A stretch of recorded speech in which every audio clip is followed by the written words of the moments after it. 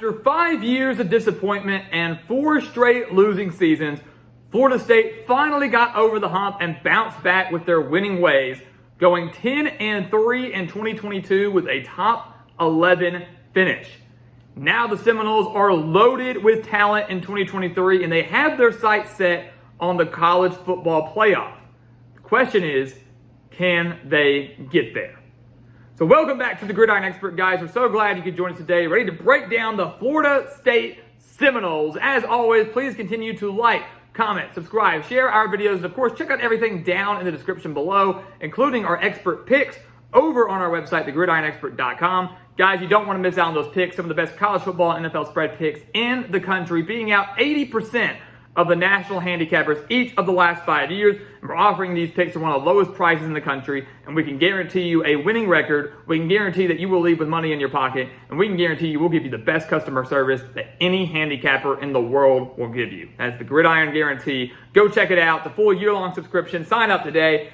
Check out our Patreon account as well for exclusive college football content year-round and become a member of our Patreon Wall of Fame. And send us some gear. We really don't have much ACC gear around here. So send us some Florida State gear. Send us gear of whoever your favorite team may be so we can put it on display for every single video as we expand our GE Nation from coast to coast. And again, that mailing address down in the description. Well, let's take a look at Florida State, guys. I love this team, and I love seeing them succeed last year. I mean it when I say that. I think college football is better when Florida State is good. They had 10 wins last year, finally breaking through under Mike Norvell. It was a phenomenal year. Some are going to be quick to criticize that, though. 10 wins, but they only beat 2 teams that finished with at least 8 wins last year, LSU and Louisville. That's it. The Seminoles were 0-3 against ranked teams, and they had 4 wins by 1 possession, including their bowl win over Oklahoma. But regardless, still a double-digit win season, still a top 11 finish. And this year, they are playoff contenders. Why? Because they got a guy named Jordan Travis leading the offense, a guy that is a legitimate Heisman Trophy contender. 8 starters back on offense, one that averaged 36.1 points per game, 484 yards per game, and Travis had over 3,200 passing yards, 24 touchdowns, and over 400 rushing yards and 7 touchdowns. So 31 touchdowns for Jordan Travis last year, takes phenomenal care of the ball, and it's amazing to see how much he's progressed as a quarterback over these last few years under Mike Norvell. Last year, his best season yet, and we could very well be saying that now for 2023. But outside of Jordan Travis, who's of course the leader of the team, you've got a guy like Trey Benson returning at running back after 990 rushing yards last year. Johnny Wilson returns as the leading wide receiver from last year, but the Seminoles also added Keon Coleman from Michigan State, who was the leading wide receiver for the Spartans in 2022. Jaheim Bell transfers in at tight end from South Carolina. And the offensive line, arguably the most experienced in the country, 206 combined starts up front for the Seminoles. This offense is unbelievable, and they very well could flirt with averaging 40 points per game.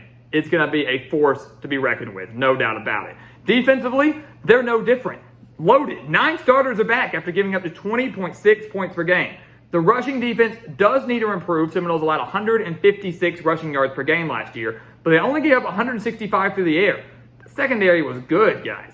The secondary is good. They stopped the run. The secondary stays the same, and the run defense gets a lot better. Watch out. This will be one of the best defenses in the country. 6 of their top 7 tacklers do return. Jared Verse and Kalen DeLoach leading the way. DeLoach in the secondary, the secondary is especially loaded at the cornerback position. This team, guys, I mean, from top to bottom, offensively, defensively, it doesn't matter, is loaded with talent and very well could be playing for an ACC championship. Remember, there are no divisions now in the ACC. So they don't have to battle Clemson for the winner of the Atlantic. They very well could play Clemson 2 times this year. You take a look at the schedule for Florida State. They open up the year on Sunday against LSU, a potential top 10 matchup in Orlando. And last year, what a game. One of the best games of the year. Florida State pulling off the miraculous 24-23 victory. They were up by 14 points, 24-10. We're in full control of that game. When LSU muffed the punt, it looked like the game was over. But then Florida State pretty much fumbled up the goal line. LSU went the length of the field in like a minute and a half. Scored the game-tying touchdown, but then Florida State blocked the PAT. I mean, it was unbelievable. Seminoles steal the win in New Orleans. You got a great quarterback battle here. Jaden Daniels at LSU, Jordan Travis at Florida State. It's going to be unbelievable. But I do think LSU does win this game. The Tigers guys last year, also a 10-win team, winners of the SEC West, were unbelievable. And one thing that we got to look at, if you're going to compare this year to last year for these two meetings, LSU last year was dealing with a new coach, a new quarterback, new schemes, everything. They didn't have the momentum yet. They didn't have things figured out like they did towards the later part of last year. Well, now they do. This is an LSU team that has 8 starters back offensively, including Jayden Daniels, including all of their top rushers, including a 1,000-yard receiver, Malik Neighbors, and a defense that has 7 starters back that is absolutely loaded. Across the board, LSU to me is the better team. Barely. I know it was in Orlando, a home game for Florida State, but last year it was in New Orleans, a home game for LSU, and the Seminoles get the win. They basically just trade wins here. Florida State wins in LSU's backyard. LSU's going to win in Florida State's backyard. It's going to be one of the better games of week 1, no doubt about it. Probably the game I'm most excited about, but I do think LSU snags a narrow victory over the Seminoles. Florida State, though, bounces back with back-to-back wins. They should cruise past Southern Miss. They should cruise past Boston College. They beat by 30 points last year, put up over 530 yards of offense on, outgained the Eagles by 295 yards. So 0-1 to 2-1, then Clemson. That's arguably the biggest game of the year. LSU is huge, don't get me wrong, that's a big game. But the game at Clemson is the one that really could decide everything. These two teams could certainly meet twice, but if Florida State does lose to LSU, the room for error is gone. You have to basically win out if you want to make the college football playoff, because you're probably not getting in as a 2-loss team, which means you've got to beat Clemson here. If you beat LSU, you could lose to Clemson and still have a shot.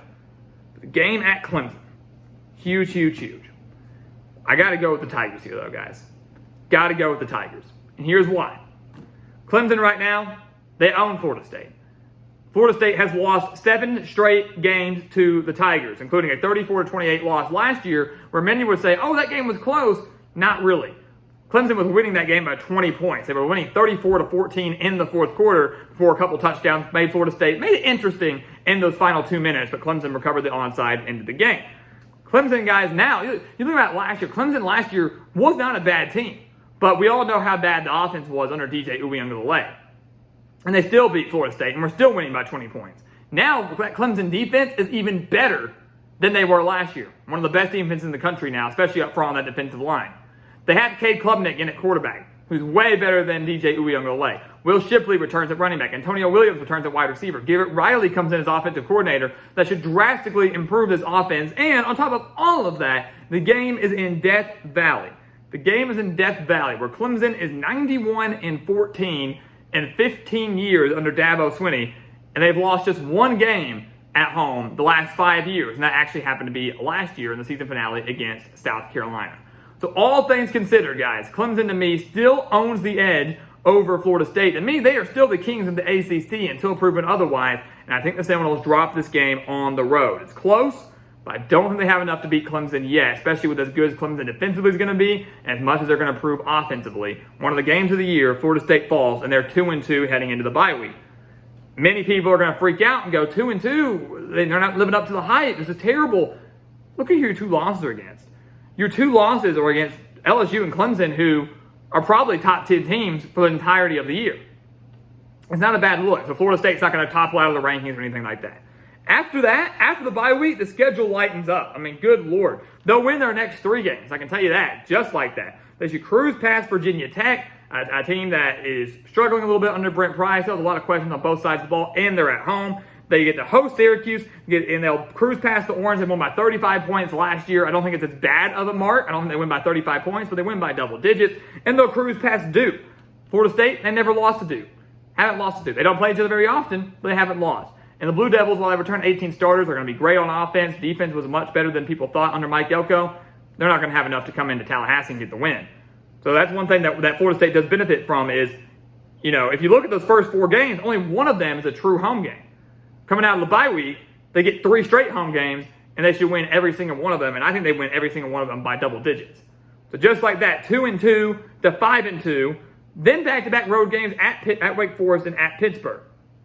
Many are going to say Wake Forest is a trap game, and maybe so. I actually lean more towards Pittsburgh being the trap game. I know Florida State has not had much success against the Demon Deacons. They fell to Wake Forest 31-21 last year. They lost each of the last 3 to Wake Forest. Last year, allowed 171 rushing yards against Wake Forest. 171 rushing yards. So, Wake Forest running back Justice Ellison, who does return, could have himself a big day. No doubt about it, if Florida State hasn't shored up that running defense. But Wake Forest is without Sam Hartman. Mitch Griffiths, more than capable. The wide receiver core, more than capable. But Sam Hartman is still a huge, huge loss. One of the best quarterbacks in ACC history.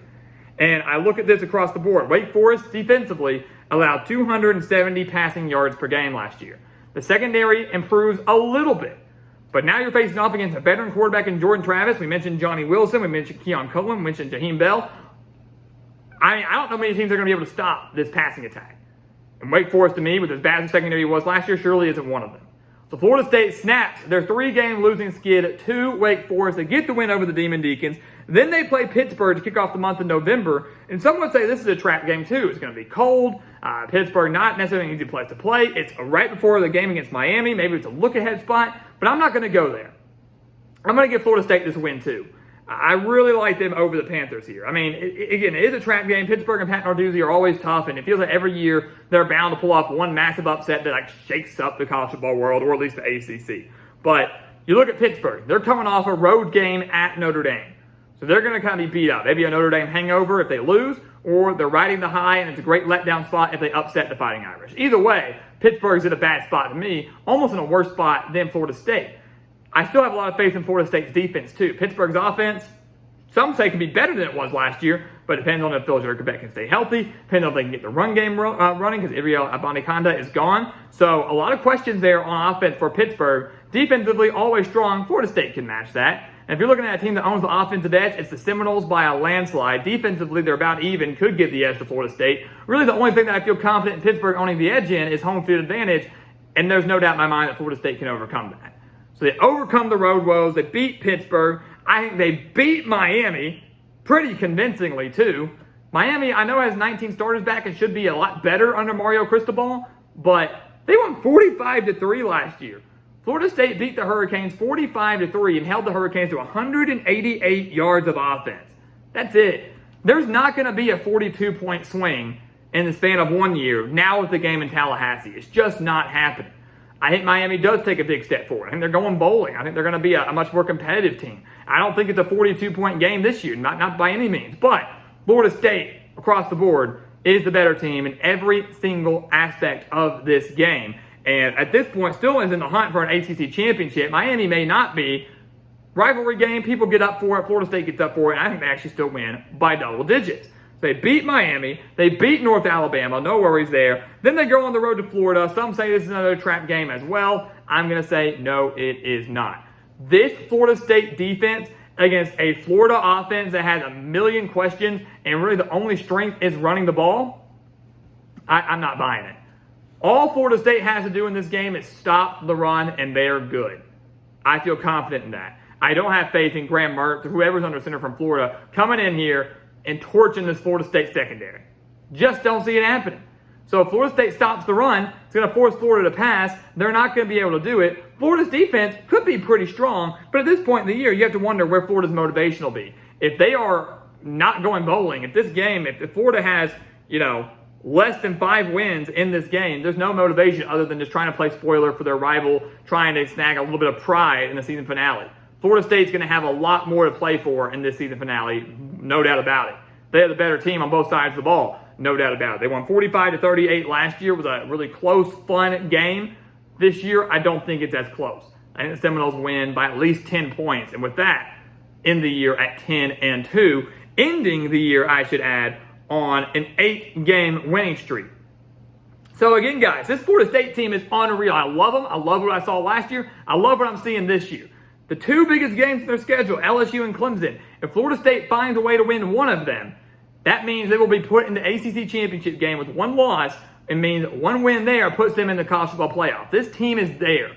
They're getting back to what we used to know Florida State football as. 10-2 for the Seminoles this year.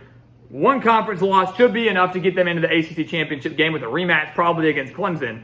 You win that, you don't go to the playoff, but you go to a New Year's 6 bowl game, which is huge. But you beat LSU and you beat Clemson, then you're surely 1 win away from the college football playoff. Seminoles are on the brink, guys. They are close. They are close. And this is going to be a really, really, really fun year. One of the best teams in the country, and you better not be sleeping on them. So guys, as always, thank you so much for watching us here at the Gridiron Expert on YouTube. Make sure to continue to like, comment, subscribe, share our videos, and of course, check out everything down in the description below, including our expert picks over on our website, thegridironexpert.com, our Patreon account for exclusive college ball content year-round, and send us some gear. We'd love to get some Florida State gear in our background. Send us some gear to that mailing address down in the description for Florida State or wherever your team may be as we continue to expand our GE Nation from coast to coast. And once again, guys, as always, thank you so much for watching, and we'll see you next time right here on the Gridiron Expert. Yeah.